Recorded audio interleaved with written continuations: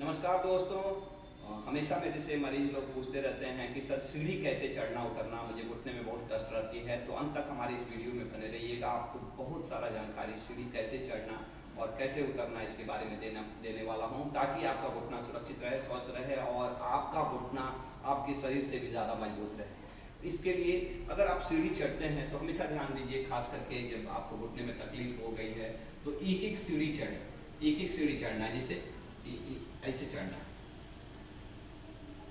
ऐसा नहीं करना है जैसे नॉर्मल आदमी कैसे चढ़ता है, हम लोग ऐसे चढ़ते हैं, तो ऐसे नहीं चढ़ना है। जब आपको तकलीफ है तो कैसे चढ़ना है, एक एक सीढ़ी चढ़ना है। ये बहुत इंपॉर्टेंट है, ठीक। और दूसरा चीज जो आप देख पा रहे हैं कि हम रेलिंग पकड़ के चढ़ रहे हैं, तो रेलिंग पकड़ के चढ़ना इससे बहुत इंपॉर्टेंट ये चीज है, क्योंकि इस सिंपल से स्टेप से कहीं ना कहीं घुटने पे आपका जोर पड़ना कम होता है और घुटने पे जोर ना पड़ के कुछ शरीर का वजन हाथ के माध्यम से जमीन पे उतर जाता है। तो ये दो चीजों का ध्यान दें कि सीढ़ी चढ़ रहे हैं तो एक एक सीढ़ी चढ़े और रेलिंग पकड़ के चढ़े, तो इससे बहुत बेनिफिट होता है। लेकिन मैं आप ये कट कर लीजिए। चीज जो लोग मुझसे पूछते हैं कि सर अगर मुझे सीढ़ी चढ़ना है तो कौन सा पैर ऊपर रखने का, कौन सा पैर आगे रखने का। तो अगर आपको तकलीफ बाएं पैर में है तो आपको दाहिना पैर आगे रखना है।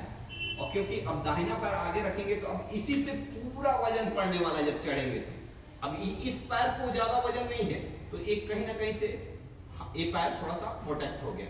आप देख पा रहे होंगे कि कैसे प्रोटेक्ट हो गया। मैंने हाथ से रेलिंग भी पकड़ा हुआ है और ये चीज कि जो पैर नॉर्मल है उसको आगे बढ़ाया मैंने, इस पे पूरा शरीर का वजन दिया और इस पैर पर कोई वजन नहीं है और फिर इसको रखा। तो जो पैर डैमेज्ड है उसको नहीं आगे बढ़ाना है, जो पैर नॉर्मल है उसको आगे बढ़ाना है सीढ़ी चढ़ने के बाद, ठीक। बंद।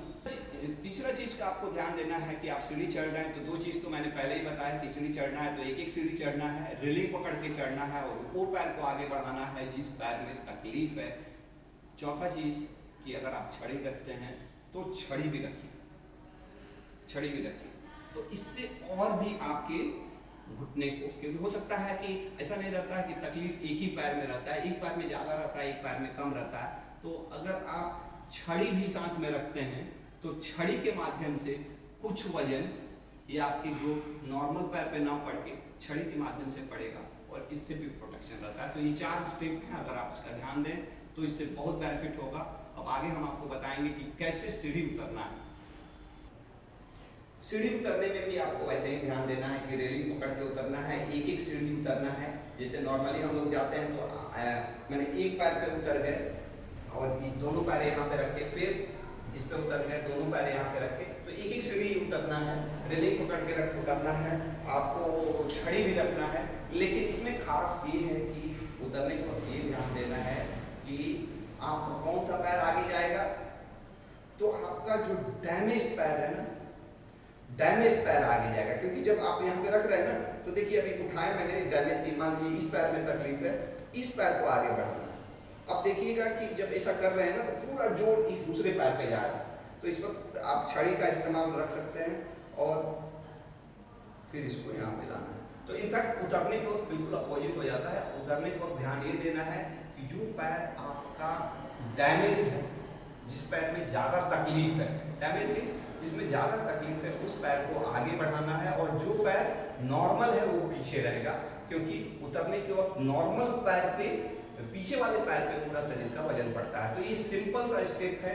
आज तक इस चीज को आप भले ही कितना भी बड़े बड़े डॉक्टर से दिखा लिए हों, कितना भी आपने पैसा खर्चा किया हो, ये चीज आज तक आपको कोई डॉक्टर ने नहीं बताया होगा, कोई फिजियोथेरेपिस्ट ने नहीं बताया। अगर आपको लगता है कि सचमुच ये आपको बहुत काम का चीज मैंने आपको दिया है तो नीचे कमेंट जरूर करिएगा और इस चीज़ को अपने जानने वाले, आपको पहचानने वाले, चाहे उन तमाम लोगों जिनको घुटने की तकलीफ रहती है, उनको जरूर शेयर करिएगा। Thank you. Think healthy, be healthy.